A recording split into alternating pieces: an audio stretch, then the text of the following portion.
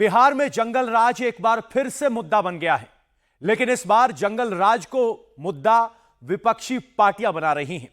RJD, Congress और left के नेता सड़क पर उतरकर नीतीश और बीजेपी सरकार को घेर रहे हैं, लेकिन इंडी के प्रदर्शन में तेजस्वी समेत उनके तमाम बड़े नेता नदारद दिखे। उधर सत्ता पक्ष की ओर से भी कुछ आंकड़े जारी कर दिए गए, जिसके बाद बिहार में लॉ एंड ऑर्डर की लड़ाई 13 जंगल राज बनाम मेरा जंगल राज के रूप में बदल गई। बिहार में किसका शासनकाल बढ़िया था, लालू का या नीतीश का? आंकड़े क्या कहते हैं, देखिए इस रिपोर्ट में।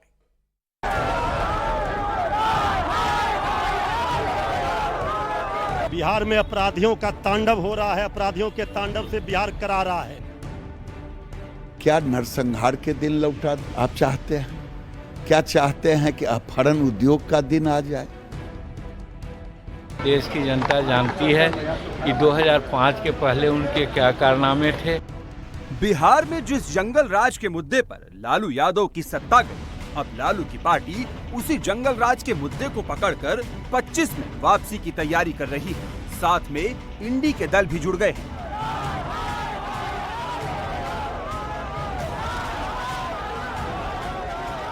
मुकेश सहनी के पिता की हत्या के बाद लगातार क्राइम की घटनाओं को लेकर विपक्ष जो है वो एनडीए सरकार पर हमला बोलता रहा है, और उसी कड़ी में आज एक बड़ा प्रदर्शन किया जा रहा है। पटना में इनकम टैक्स चौराहे से प्रोटेस्ट मार्च शुरू हुआ और प्रदर्शनकारी डाक बंगला चौराहे की तरफ बढ़े। पुलिस ने प्रदर्शनकारियों को रोकने के लिए बैरिकेडिंग की थी, लेकिन बैरिकेडिंग तोड़ प्रदर्शनकारी आगे बढ़ गए।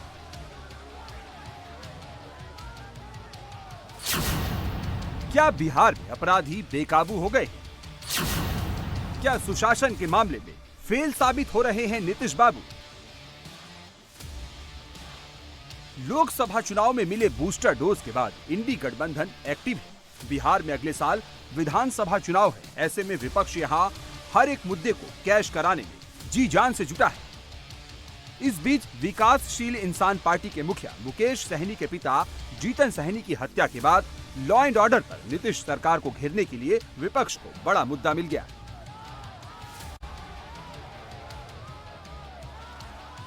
मुकेश सहनी जी के पिताजी का खुलेआम मर्डर हुआ, छपरा में 3 मर्डर हुआ, तो ये सब चीजों पे माननीय मुख्यमंत्री को ध्यान आकर्षित कराने के लिए और कानून का राज लाने के लिए हम लोग ये धरना प्रदर्शन कर रहे हैं। आज मंगल राज है, मंगल राज को डिफाइन करें कि क्या है मंगल राज।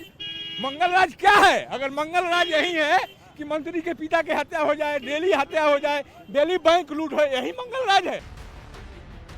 इंडी के प्रदर्शन में आरजेडी, कांग्रेस, सीपीआईएमएल सहित अन्य सहयोगी पार्टियां भी शामिल थी, लेकिन बड़ी बात यह है कि इतने बड़े प्रदर्शन में गठबंधन का कोई भी बड़ा नेता शामिल नहीं हुआ। Tejashwi Yadav law and order वाली पोस्ट रोज सोशल मीडिया में छुपाते हैं, लेकिन जब लॉ एंड ऑर्डर को लेकर सड़कों पर उतरने की बारी आई तो तेजस्वी फ्रेम से गायब दिखे। तेजस्वी यादव इसमें नजर नहीं आ रहे। तेजस्वी यादव जी बिहार की जनता के साथ खड़े हैं, जनता तेजस्वी यादव जी के साथ खड़े। इतना बड़ा आयोजन है, आखिर आपके नेता या नहीं? तेजस्वी यादव जी के आह्वान पर ही, नेता प्रतिपक्ष के आह्वान पर ये जनसैलाब उमड़ा है पटना की सड़कों पर। मुख्यमंत्री नीतीश कुमार पर विपक्ष के हमलावर तेवर के बाद सत्ता पक्ष से दोनों डिप्टी सीएम भी मैदान में उतर आए। वो अपनी खामी को छुपा रहे हैं, वहां त्वरित एक्शन होती है, और बिहार लॉ एंड ऑर्डर में आज़ादी के समय नंबर 1 स्टेट था। विगत कालखंडों में जो प्रतिपक्ष का आज शोर मचा रहे हैं, तो वही लोग ये घटना को अंजाम प्रत्यक्ष अप्रत्यक्ष दे रहे थे, और ऐसे लोग पर जब दबिश बढ़ रही है तो वो फिर चिल्ला रहे हैं, और बहुत जल्द बड़े बड़े निर्णय हो रहे हैं, त्वरित गति से एक्शन हो रही है। बिहार में पूरी तरह से लॉ एंड ऑर्डर का राज कायम है। 15 साल तक लालू प्रसाद जी ने किस तरह का राज चलाया था? बिहार में कानून का राज खत्म किया था, लालू प्रसाद जी का राज था। तो लालू जी को सबसे पहले ये हिसाब देना चाहिए था कि 15 साल तक जो बिहार के लोगों के साथ अन्याय किया, इसके बारे में बताना चाहिए। इंडी के लॉ एंड ऑर्डर के मुद्दे को एनडीए जंगल राज वाली हिस्ट्री से काउंटर कर रहा है। तो क्या बिहार में तेरा जंगल राज वर्सेस मेरा जंगल राज वाली सियासत हो रही है?